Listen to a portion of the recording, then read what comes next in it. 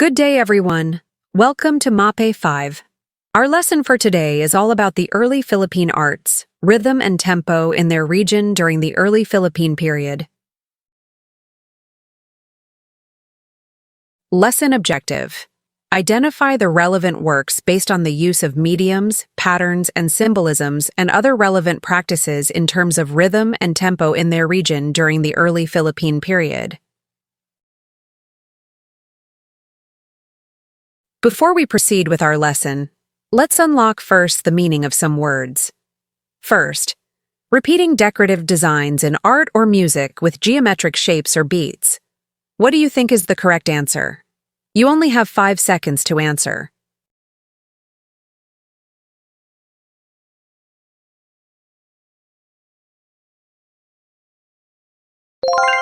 The correct answer is patterns.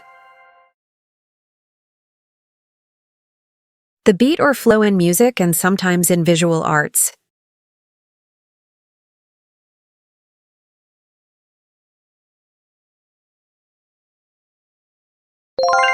The correct answer is rhythm. The speed at which music is played.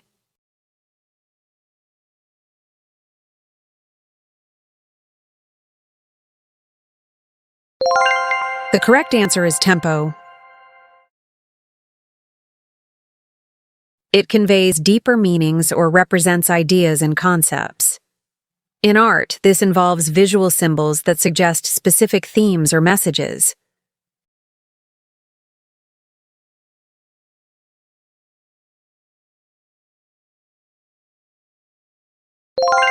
The correct answer is symbolism. These are materials or methods used by an artist or musicians to create their work. In art, this refers to clay, paint, digital media.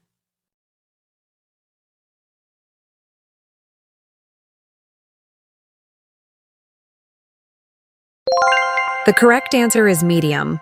Were you able to get the correct answers? Amazing! Now let's talk about the early Philippine period when it comes to visual and music.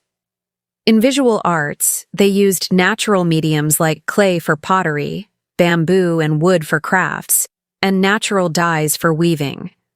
Their patterns often showed geometric designs such as zigzags and spirals. These were not just decorations, they carried symbolisms. Tattoos showed bravery, weaving reflected the community's identity, and pottery was often used in rituals. For visual arts, they used different mediums. 1. Clay, for making jars like the manunggul jar in Palawan. 2. Bamboo and wood, for carving tools, baskets, and musical instruments. Natural dyes, for coloring woven cloths like the tinalak of the taboli. Their patterns were often zigzags, spirals, and geometric shapes, which we can see in ikat weaving or pottery designs. These patterns also had symbolisms.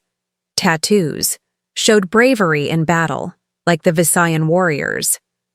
Weaving represented the identity of the tribe. Pottery was used for rituals and burials. In music, rhythm and tempo played an important role in daily life and ceremonies.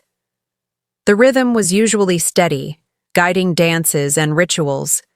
The tempo could change, slow for chants and solemn events, or fast for lively celebrations. They used instruments such as drums, bamboo instruments, kulintang, and a gong to create these sounds. Together, these art forms reveal the creativity and values of early Filipinos.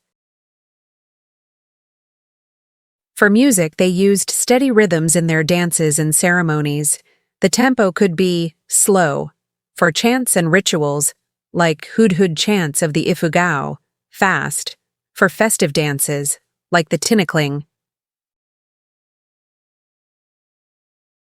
They also had unique instruments, kulintang and agong from Mindanao. Bamboo instruments like the tongatong or kubing. Drums made from wood and animal skin.